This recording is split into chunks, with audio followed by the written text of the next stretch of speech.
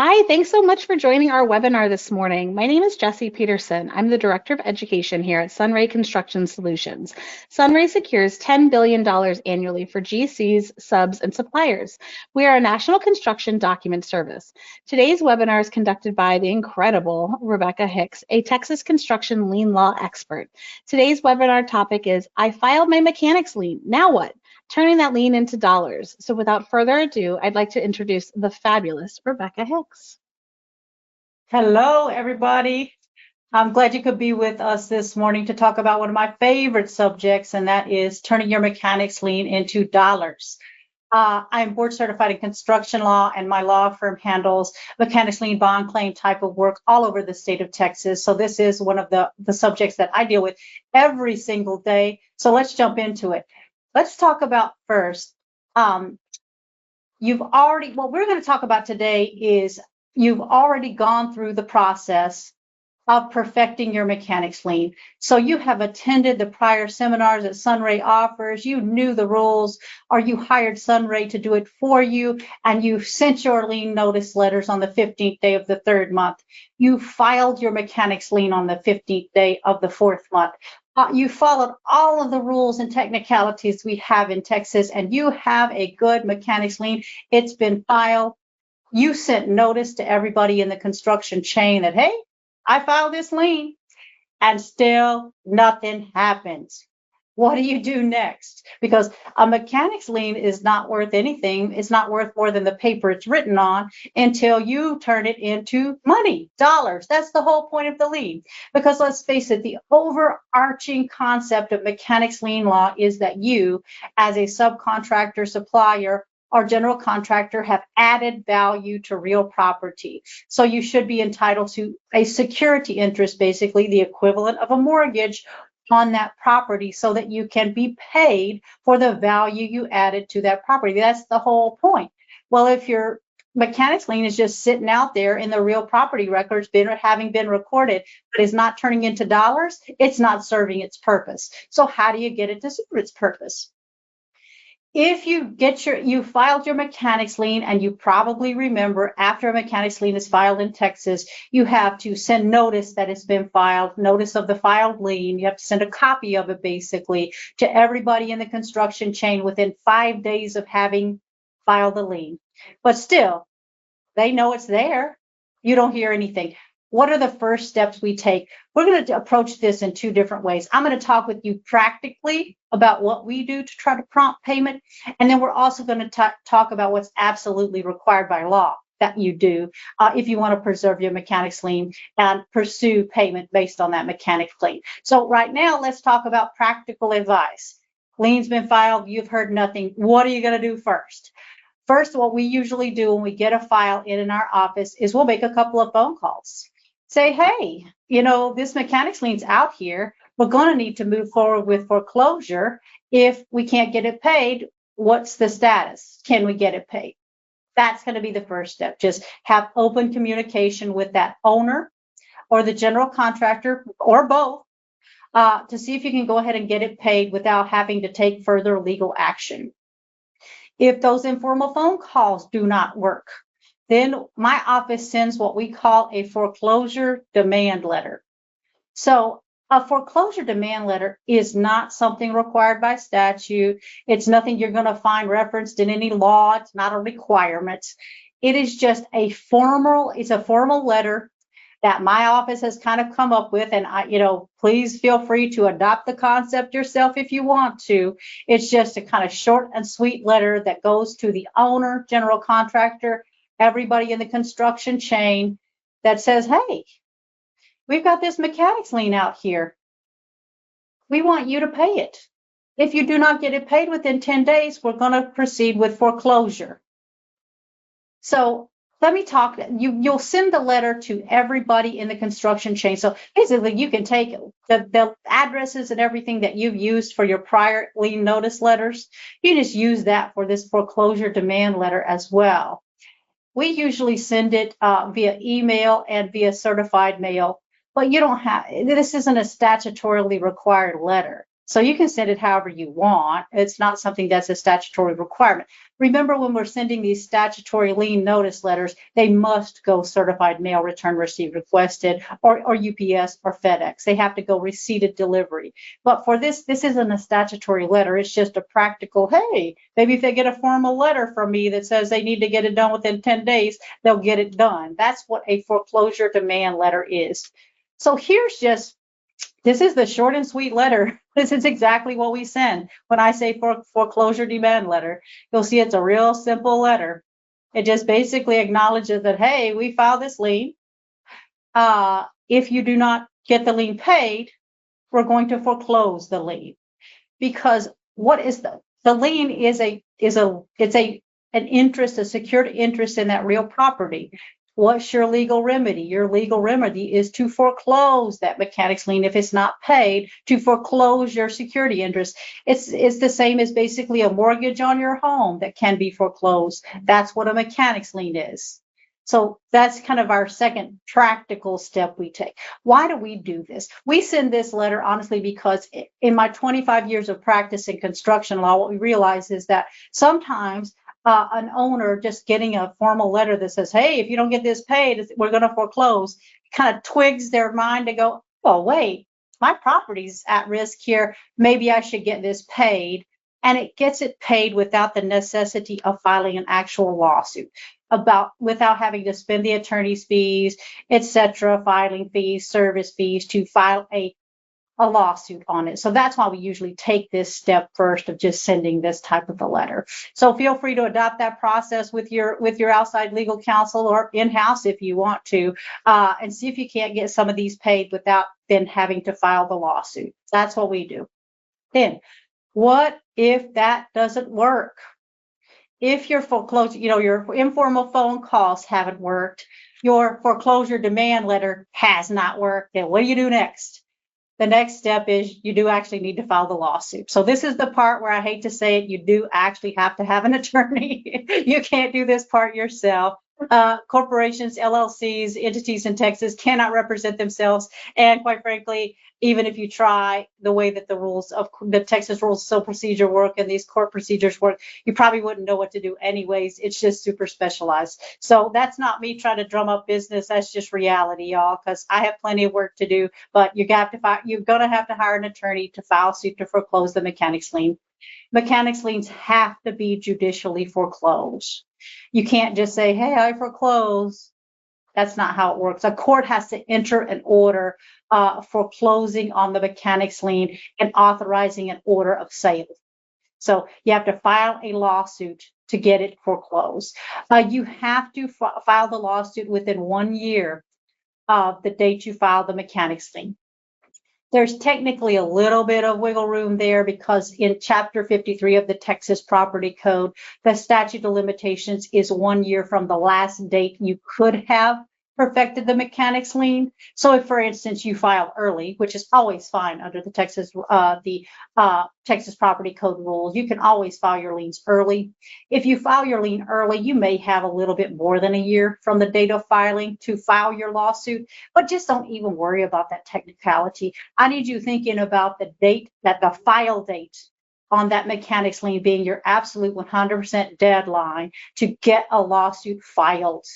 So that means if you're going to hire an attorney, you're going to need to back that up a little bit. You're going to need to back that up. I'd say I want people getting these to me 60 days in advance of that deadline. Is it going to take us 60 days to get a lawsuit on file? No, it's not. But do we want a little wiggle room so that we're not even coming close to missing a statute of limitations? Yes, we do. So get that, make sure you're calendaring those statutes. If when you file any sort of mechanics lien, make sure you're going ahead and calendaring that deadline with at least a 60-day warning so that you're not missing that 1 year. Because if you get into negotiations with maybe the owner or the general contractor, and they keep saying, hey, we're mediating over here, or we're in an arbitration, and once that's resolved, we'll get you paid, and they kind of kick the can down the road, 1 year limitation can come up fast. You would be surprised how fast a year can go by. So just get that 1 year calendar. My recommendation is with a 60-day warning. If it's not paid for any reason at all, I don't care what the reason is, go ahead and get your lawyers working on getting a lawsuit on file to foreclose. The lawsuit that you'll file will include a foreclosure claim. So the owner is going to be a defendant. The property owner is going to be a defendant in your lawsuit. Let's talk about, so yeah, that's our 1 year statute of limitation, right? So please don't let that 1 year sneak up on you. Now that 1 year statute of limitation is relatively new. So prior to 2021, we had 2 years to foreclose on mechanics lien. That got shortened in the last wave of changes to Chapter 53 of the Texas Property Code. So you no longer have 2 years, you only have 1 year. So now let's talk about what happens when you file a lawsuit. The lawsuit's generally going to be filed in the county where the lien is recorded. That's normally how it works. Who are you going to sue? You are going to file claims against the owner for foreclosure. You're going to file claims against and for trapped funds, you're going to file claims against your customer based on breach of contract, and there may be other claims. We'll go over those in a second. Once the lawsuit is gets filed, we normally file in Texas. You can file the lawsuits at county court at law or district court, depending on how much is at issue. But we generally file in district courts. We have better luck getting the lawsuits pushed through the legal system in the district courts as opposed to the county courts at law in most counties in Texas. So they just get filed in the district courts. That's how we do it. So the lawsuit is filed. And a lawsuit is just, you've probably seen lawsuits before, but it's a document that your lawyer prepares. It outlines the parties and the facts and the different causes of action against them. That gets filed. The clerk then issues what we call citations. So the clerk, once the lawsuit is filed, you have to file it with the county clerk. The clerk issues citations that have to be served. Citations and the lawsuit have to be physically served on all your defendants. We still need, for most instances, we still need in-person service on all defendants in Texas. So they have to be personally served. But normally the way we handle it in our office is we have the citations sent back to our office because we want to proof them before they go out for service. I know this will be a big shocker, but the clerks that work at the courts, government employees, are not that highly compensated and make a lot of mistakes. So I would say at least 50% of the citations issued by court clerks in the state of Texas that come back to our office have typos in them, have mistakes in them, and they have to be corrected before my office then can then send them out for service of process. Some of those mistakes can actually obviate or make the service invalid if you leave them there. If those typos are there, the service can be absolutely not enforceable, which can get your judgment overturned later. That's why we're that careful about what these citations say in our office. You'll find some law firms that'll just kind of let the clerk send the citations directly to a constable or sheriff for service without looking at them, without proofing them. They somehow think that that's not their problem. If there's a typo or mistake in the citation, it is your problem. That could be your judgment that's getting thrown out the door if something gets served with the right type, with some of the mistakes that we see coming through from the clerks. So once it's out for service, we send them to private process servers who have to be particularly licensed in Texas. And then they go out and physically, like you see on the movies, they physically go out and hand them the papers. That's what they do. They track down the defendants and they serve them with the paperwork. If they're not able to get service, if the defendants avoid service and they've made 3 or 4 attempts and they do know where they live, we can get alternative service. We have to file a motion with the court and get that approved, but then we get alternative service and we get everybody served. So what happens then? After service of the lawsuit for foreclosure, and based on your contract with your customer, then they're going to have the Monday next after 21 days to answer. So that they get a certain time frame to file an answer with the court. And that's just something that they have to file physical, something written. Generally, they'll denying the claims or whatever their defenses are with the court within that time frame. If the defendants do not file an answer, you can go and ask the court for what's called the default judgment. You file a motion with the court that says, hey, we did what we were supposed to do. We filed our lawsuit, but they didn't answer after they were supposed to. And here's my affidavits proving up all the things I need to prove to be entitled to a judgment against the defendants. Please grant me a judgment. That's basically what a motion for default is.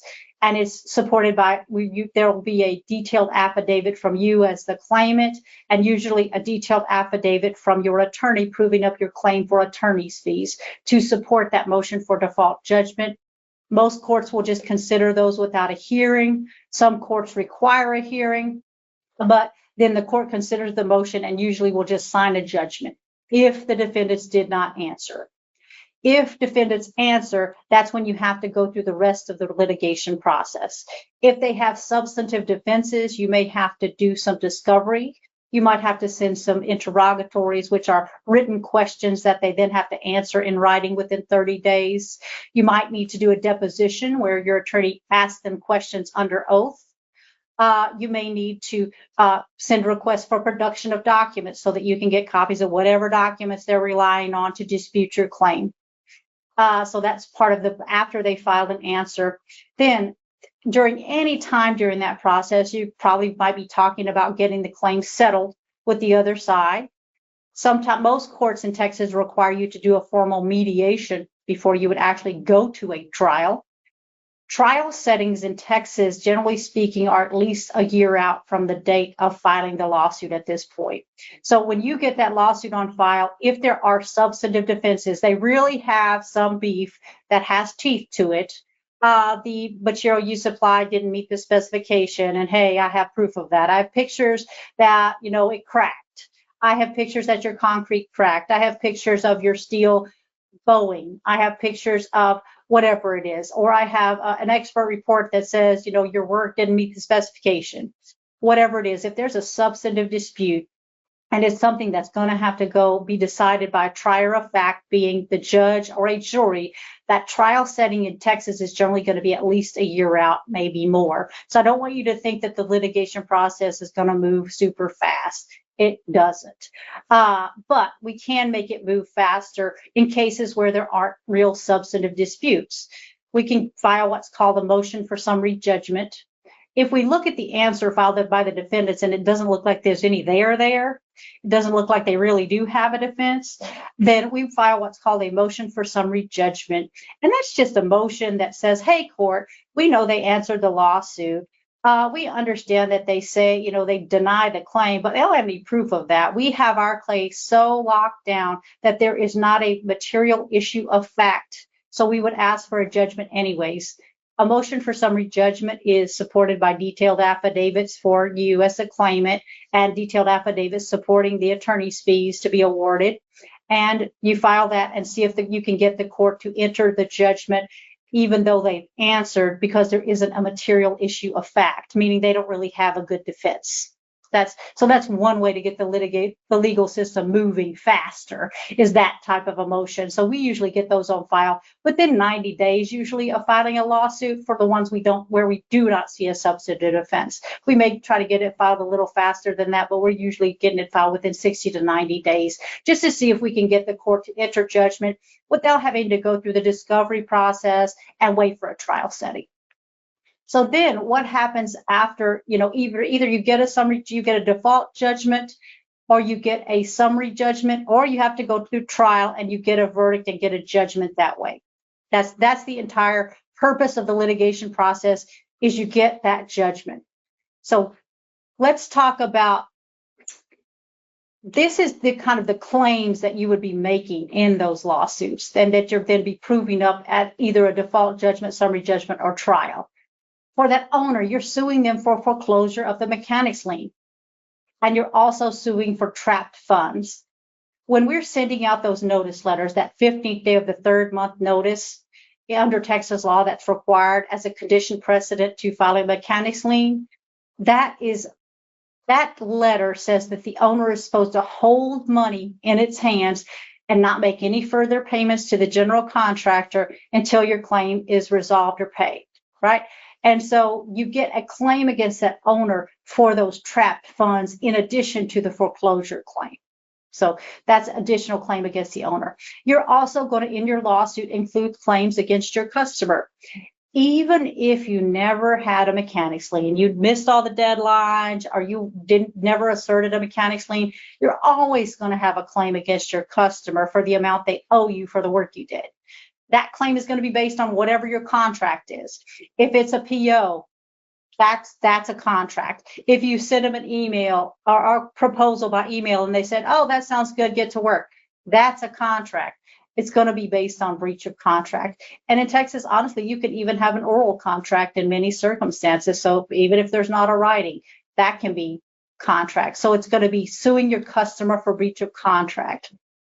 You will also usually see your attorney asserting a claim called quantum meruit. That's just a common law type of claim that says, oh, let's say you do not, for some reason, there is not an enforceable contract, but still you've provided something of value under circumstances where you expect it to be paid. So the common law says you can still sue for payment on that, on this tort-based type of claim called quantum meruit. So you'll see that type of claim. You also will be asserting, in most cases, a claim under the Prompt Pay Act, whichever one applies to what kind of project you're working on, private project prompt pay or state local government prompt pay. But the Prompt Pay Act says that once the party you've contracted with has received payment, they have a certain number of days to then turn around that payment to you. If they don't, then they're liable for interest and some other penalties. So you would generally include a prompt pay claim against your customer as well. The next thing you want to be looking for in any sort of litigation is there any personal liability? Because a lot of times the reason why whomever you've contracted with hasn't paid you is they're having financial trouble. Their company might be going under. But if you can figure out how to find some personal liability for some of their officers, that's great, because then you have additional liability, additional pockets to look to get that money paid. One way to do that is if you happen to have a personal guarantee. Anybody out there in the supplier world, if you are supplying material, think about requiring that personal guarantee on any sort of credit application. For the subcontractors, you're normally not going to have that, right? The other thing to think about is possible liability under the Texas Construction Trust Fund Act. That's another way to add personal liability that we have in Texas. The Texas Construction Trust Fund Act is a law in Texas that we say our legislature has said money that is used on a construction project from the time it starts comes from the lender to the hands of the owner, then to the hands of the general contractor. Those payments are considered trust funds for the benefit of those further down in the construction chain, such as the subcontractors and suppliers. So because that money is being paid for the work that they did or materials that they supplied. And so all those parties in the construction chain on the way down are considered trustees, and they can be personally liable if they misdirect those trust funds. What does that mean? That means if the general contractor for a project that you're working on, let's say you're a first-tier subcontractor, owner pays general contractor's having financial issues, does not pay you, uses that money for something else instead of paying you, but that was trust fund money that should have been paid to you. That's when you would assert this type of claim, personal liability against the officers and directors of the general contractor who received and controlled those funds. It's adding personal liability. They now have more skin in the game. You're more likely to get paid if there's personal liability.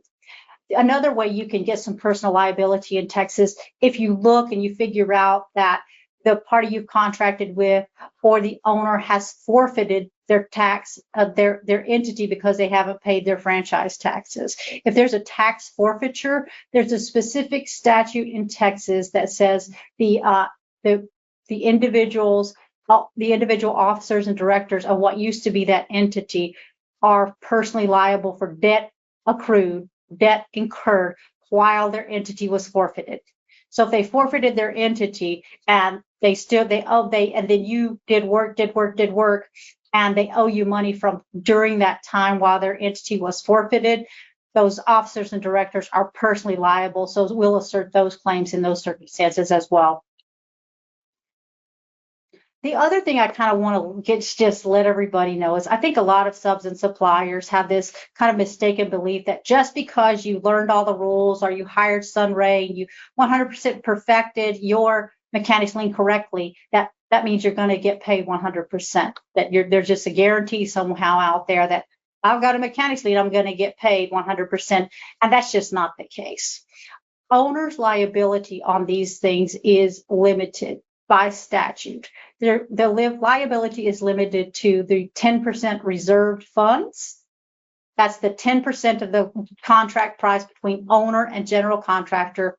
Owner is required to keep 10% of that price until the end of the job. They're supposed to hold on to 10% until the end of the job. That's what Chapter 53 of the Texas Property Code requires.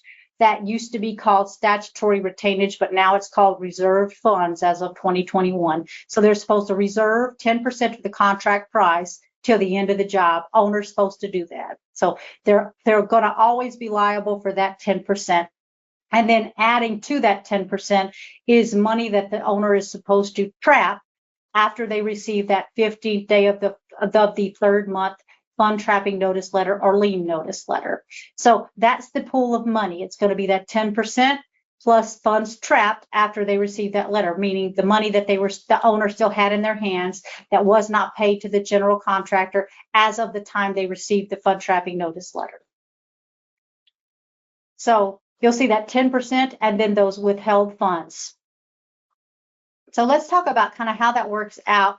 If you have more claims, if you have more lien claims than monies that the owner has, how does that work? It's going to be, the claims are going to be paid pro rata. So they're going to figure out the owner's total method of liability, total amount of liability, then figure out the total number of perfected lien claims. And hear me there, they need to be properly perfected. Just because you went out and willy-nilly tried to file a lien, if you didn't follow the rules or missed a deadline or didn't send the notice letter or didn't send it to the right parties, then that's not going to be properly perfected. So that one's not getting paid. So those claims that are properly perfected, then you divide up that pool of money, the owner's liability, owner's money. You divide up that money pro rata to the claims. And this is kind of how an example of how that might work. If you have reserved funds plus trapped funds of $150,000 and you have lien claims of $200,000, then you'll see each of those claims kind of would get paid in a pro rata, get paid pro rata based on how they're done. So if you get into this situation, just think about having your lawyers carefully look at all the other claims, because if you can knock out some of those other claims, they didn't send the notice letter timely, they didn't send it to the right parties, the notice letter is not in the right form, their mechanics lien isn't in the right form, those types of, the mechanics lien didn't get filed timely, the mechanics lien, they never sent notice. If those types of things occur, then what you're going to realize is that you can increase your pro rata share because these funds are only going to be paid to properly perfected claims, right?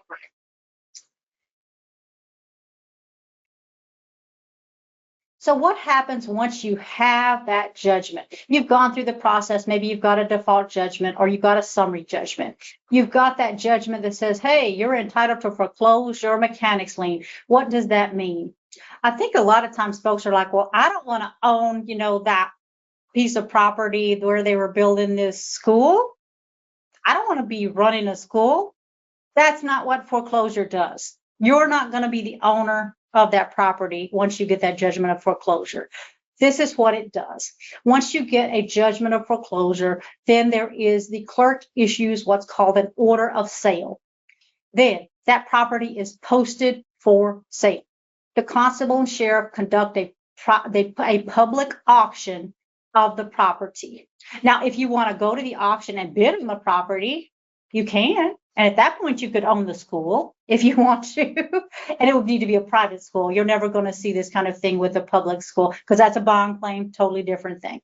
So if you, but you're not going to be owning the property. The property is sold at a public sale. Then the funds from that sale are then paid to you to pay your judgment. So that's how you turn that judgment into dollars. If you have to go through the whole entire process, that's what you have to do.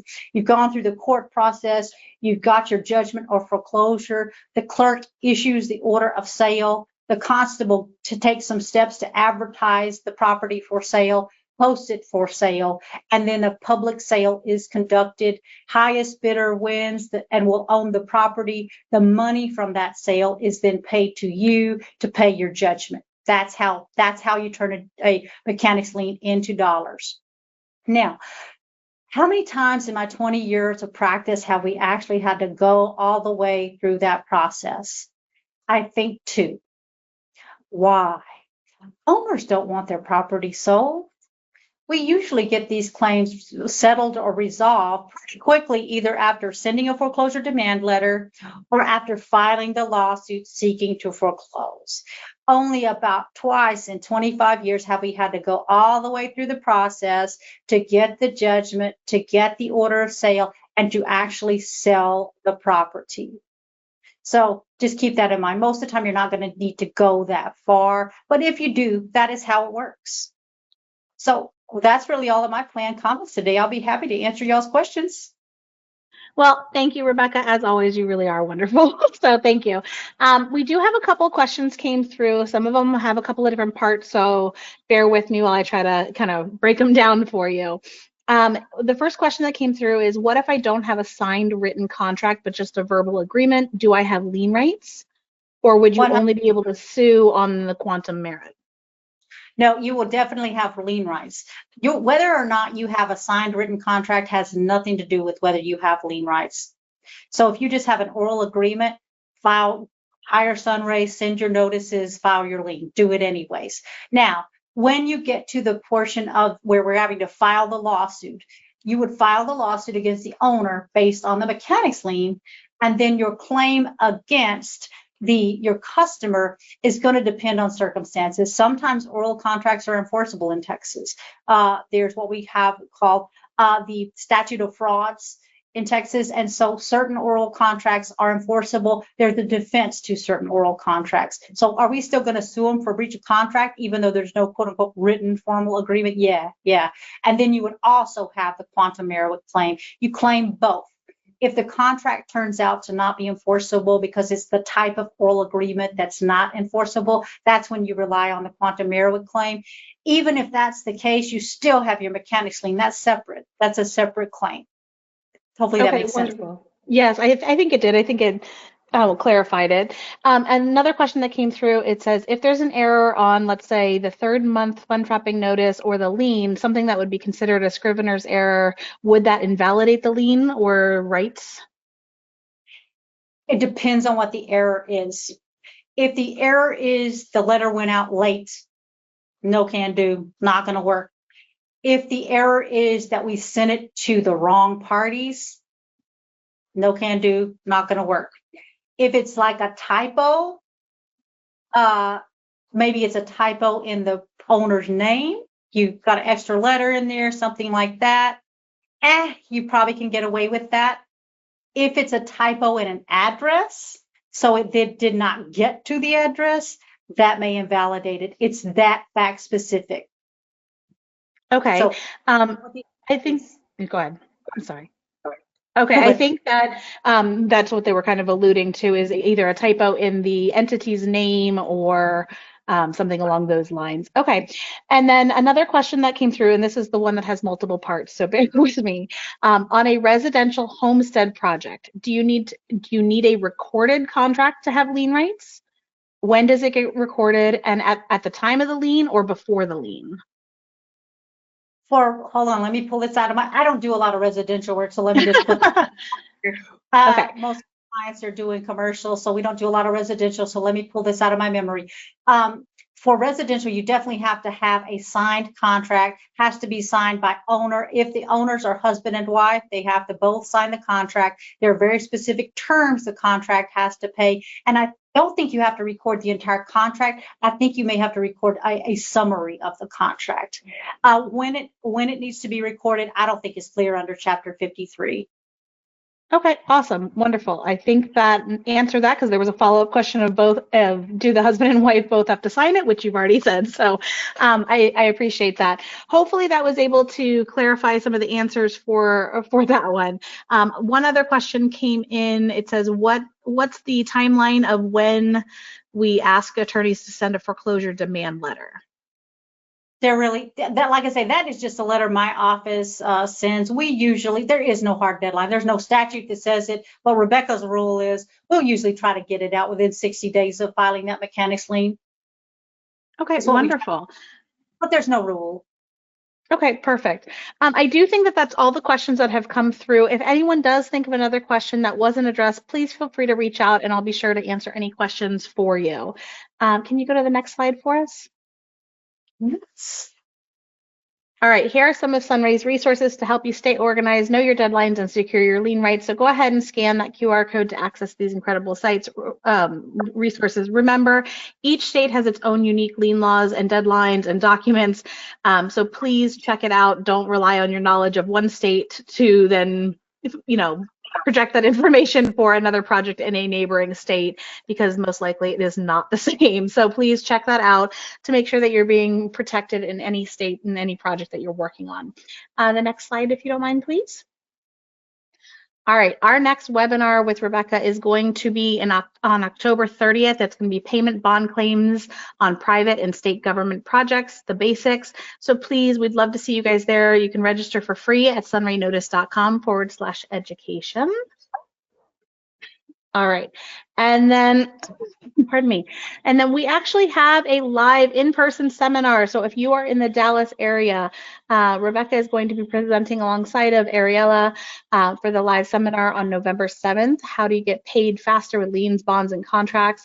It's going to be a really great informative seminar. It's 2 hours long. So if you're interested, we'd love to be able to see you there. You can register at sunraynotice.com/seminars.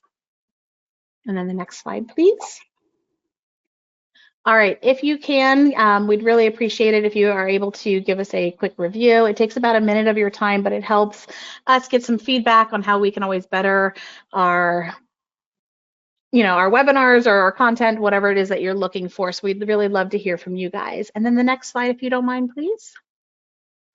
And with that, that is all we have for you guys today. Thank you so much to everybody who was able to attend. We hope to see you at our next webinar and even at our seminar if you are in that Dallas area. Again, thank you so much, Rebecca. You really are fantastic, so I really do appreciate it. I hope everyone has a beautiful and wonderful day. Thanks again, everyone.